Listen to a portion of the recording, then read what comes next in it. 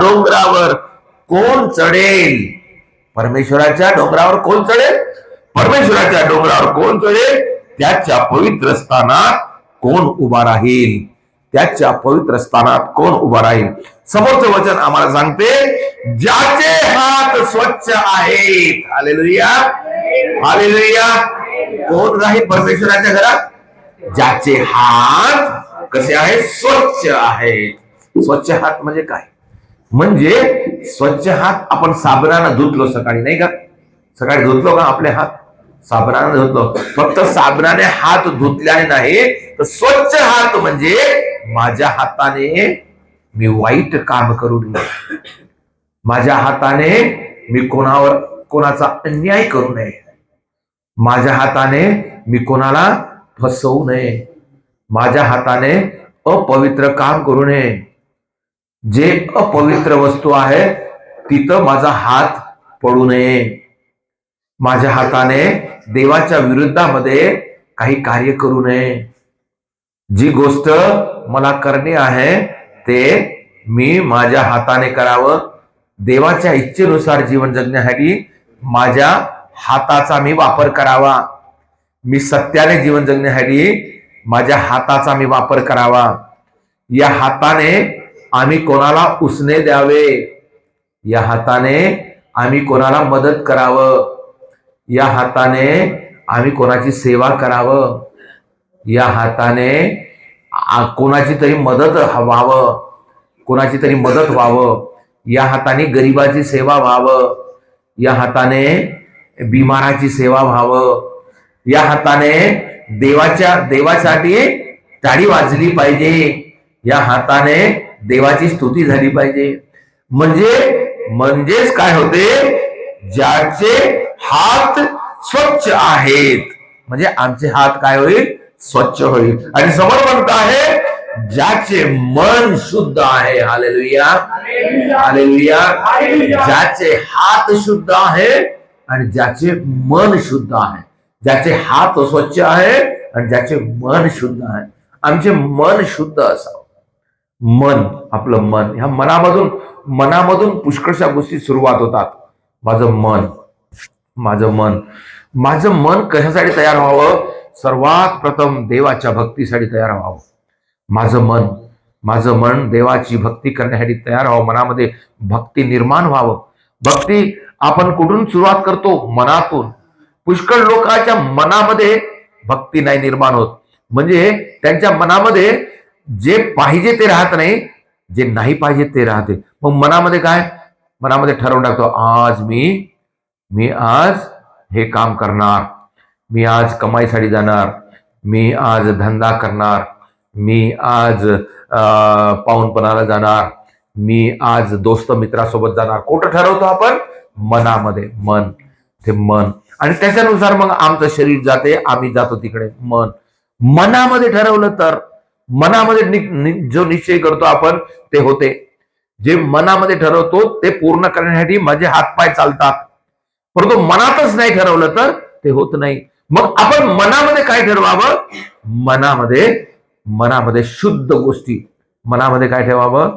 मनामध्ये ठेवावं शुद्ध गोष्टी, देवाच्या गोष्टी, धार्मिक गोष्टी, देवाचा विश्वास. मनामध्ये ठरवावं की आज मी प्रार्थनेला जाणार. नुकसान होईल नाही का? प्रार्थनेला गेलं तर नुकसान होते. धंदा नाही होत ना, धंद्यामध्ये नुकसान होते. परंतु आपण कोणाकडे पाहिलं पाहिजे? आपण शुद्ध मनाकडे पाहिलं पाहिजे, देवाकडे पाहिलं पाहिजे. आपण देवाला पाहलो तेव्हाच आमची कमाई आज आहे, उद्या नाही. आज तुम्ही देवाला सोडून देऊन लाख रुपये कमावले समजा, आज आराधना सोडून देऊन, प्रार्थना सोडून देऊन, रविवारची पूजा सोडून देऊन लाख रुपये कमावले. कारण धंदा नाही का? सीझन आहे धंदा. लाख रुपये कमावले. धंदा झाला, कमाई झाली, तिजोरी भरली, आणि त्याच्यानंतर समजा संकट आलं तर, कोणतं तरी संकट आलं तर 2 लाख भरून द्या लागते.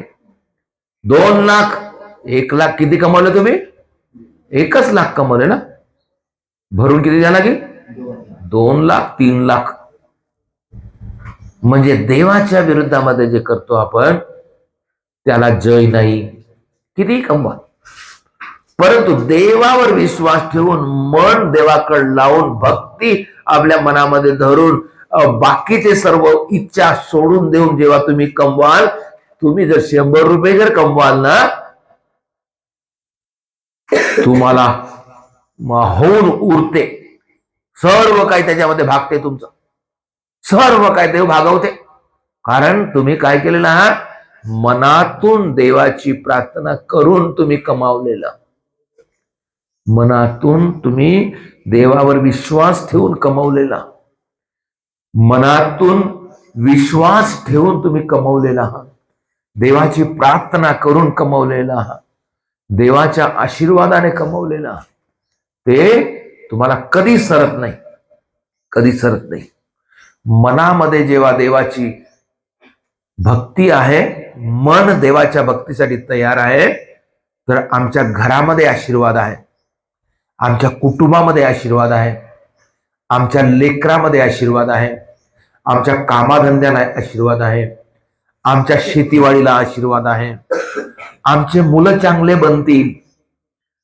किती फायदा आहे पहा तुम्ही.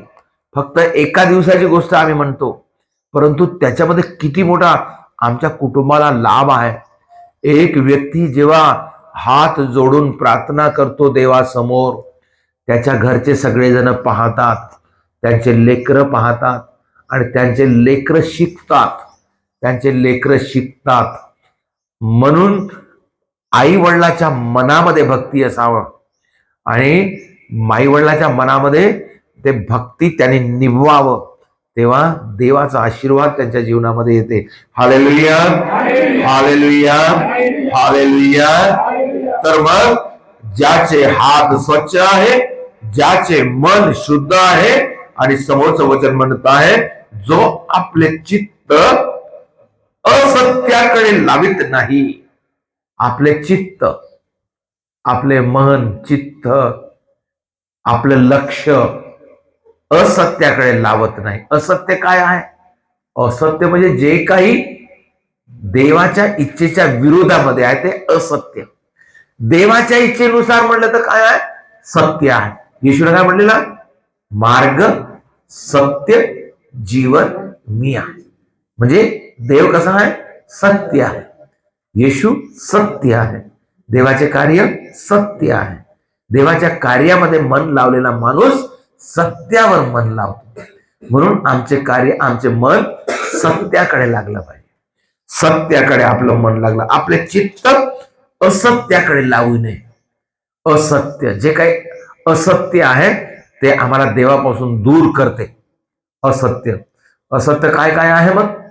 आपले शोकपाणी, आपल्या इच्छेनुसार जीवन जगणे.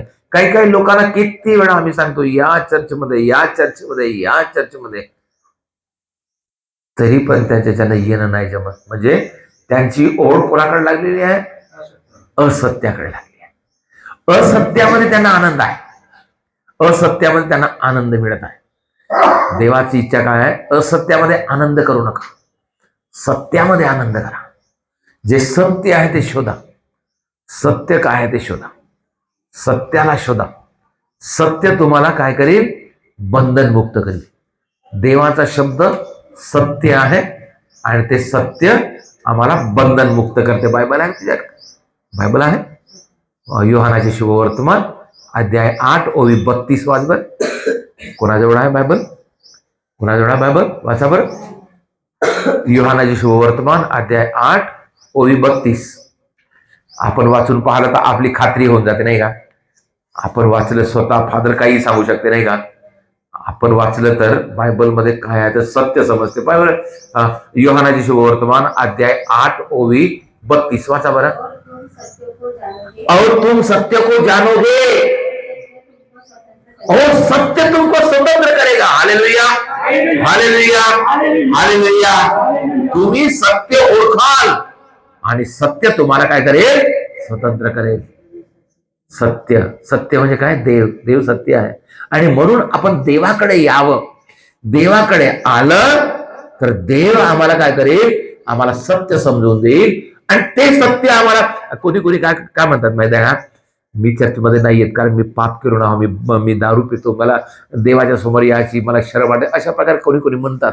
परंतु खरं काय माहिती आहे का, शैतान त्याला तसं फिरवत आहे. त्याने असं म्हणावं की मी काही असो, मी दारू पिणार असो, काही असो, मी चर्चमध्ये जातो, पहिलं देवाचं दर्शन घेतो पहिलं. मग देवाचं दर्शन घेतल्याबरोबर त्याला आपोआप त्याची जे नशा आहे किंवा दारू पिण्याची इच्छा आहे ते सुटून जाते.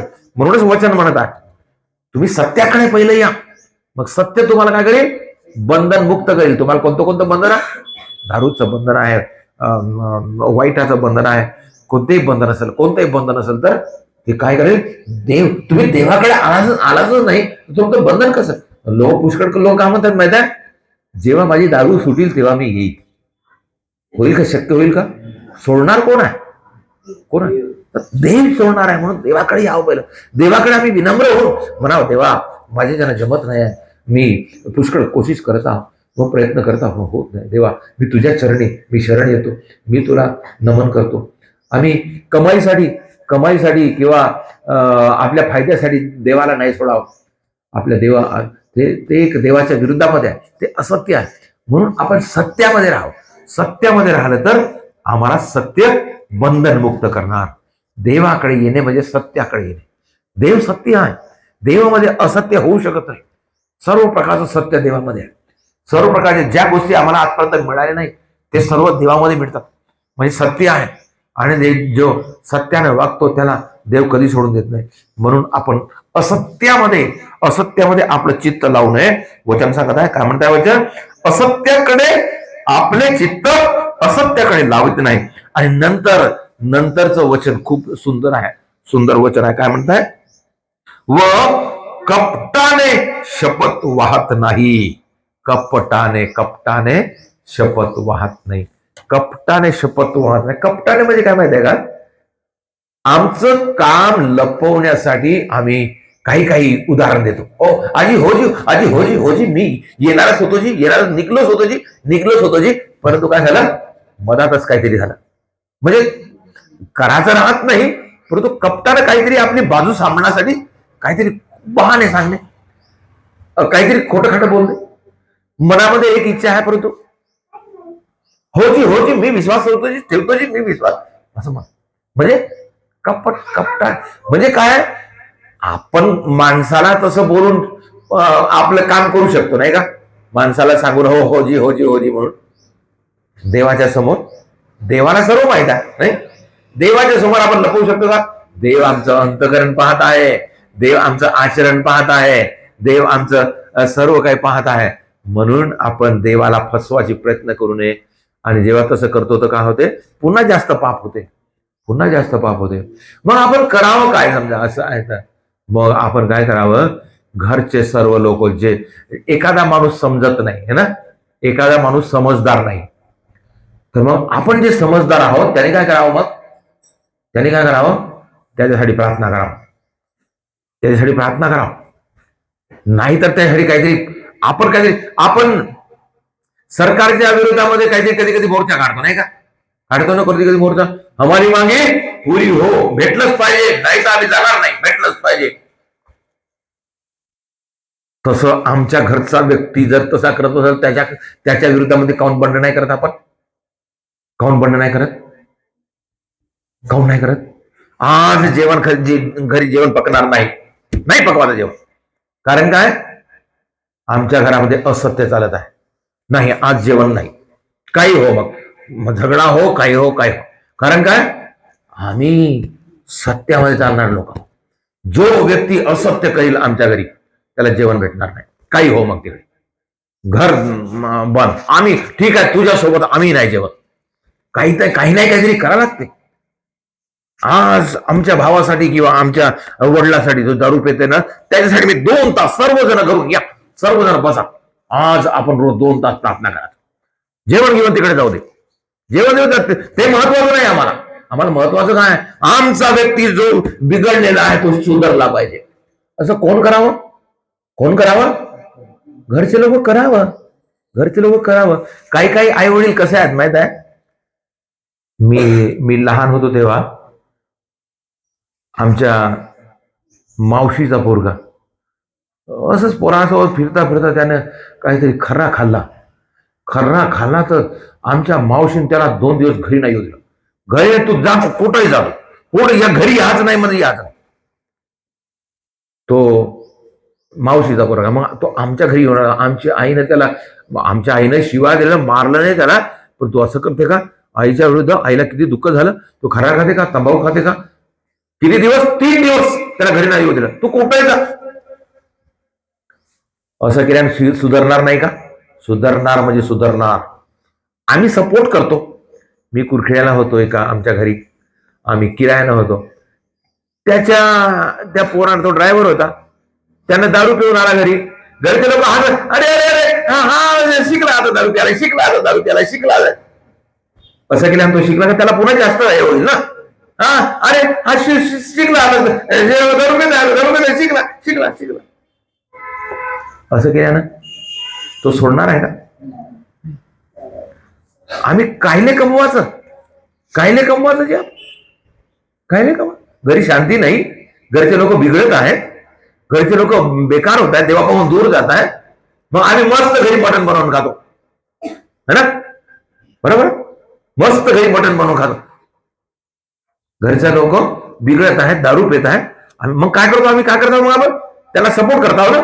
बरोबर आहे का? सपोर्ट करता आहोत. मस्त जेवण, हे घे, दारू पिऊ नाही आला तरी मस्त जेवण असं म्हणायचं. असं जर दारू पिऊन घरी जेवण पकणार नाही, घरी चूल पेटणार नाही. हडताळ करा, सांगा त्याला आज दुसरं काम होणार नाही, आज फक्त प्रार्थना होईल. घरी 1 तास, 2 तास, 3 तास प्रार्थना करा. पुष्कळ उपाय आहेत आमच्याकडे, पण आपण कुठं चालत आहे ना तसं चालत आहे म्हणणार काही सुधारणार, कोणी सुधारणार नाही. विश्वास खडकासारखा विश्वास असावा. माझ्या घरी हे चालत नाही म्हणजे नाही चालत, मग काही हो म्हणजे काय हो, माझ्या घरी चालत नाही. असं केल्याने सर्व बदलते. आज आम्ही कशासाठी शिकत आहोत? नवीनीकरण झालं पाहिजे. मागच्या वर्षी तसंच होतं, पुन्हा यावर्षी तसंच राहील तर चालेल का? नवीनीकरण होणार कधी नवीन? आपण नवीन बनणार कधी? वर्ष नवीन बदलत आहे, वर्ष नवीन, जुनं गेला, नवीन बदललं तरी आम्ही जशाचे तसेच. काय फायदा आहे का? मग कसं होईल? आपोआप थोडंच होणार आहे. आपण केलं पाहिजे, हरताळ केलं पाहिजे, त्याला काहीतरी वाटलं पाहिजे, काहीतरी समजलं पाहिजे. Hallelujah, hallelujah, hallelujah. अत्याचार नाही करायचा, आम्ही त्याच्यासाठी चांगलंच करत आहोत. त्याला देवाकडे वळवायचं. त्याला देवा, तू एवढं प्रार्थना कर, एवढं बायबल वाच, येतं बस. हे केल्याशिवाय समोर जायचं नाही. चर्चमध्ये गेलाच पाहिजे. आज तू चर्चपासून दूर राहून फायदा नाही. ठीक आहे, नाही कमवलं तर काय होत नाही. असं म्हणून आपण आपल्या लोकांना देवाकडे वळवलं पाहिजे, तेव्हा नवीनीकरण होते. Hallelujah, hallelujah, hallelujah. येशूला धन्यवाद. Hallelujah, hallelujah. आपण उभे होऊया आणि प्रार्थना करूया. आणि जे लोक आमच्या घरी, आमच्या कुटुंबात, आमच्या नातेवाईकामध्ये जे लोक अशा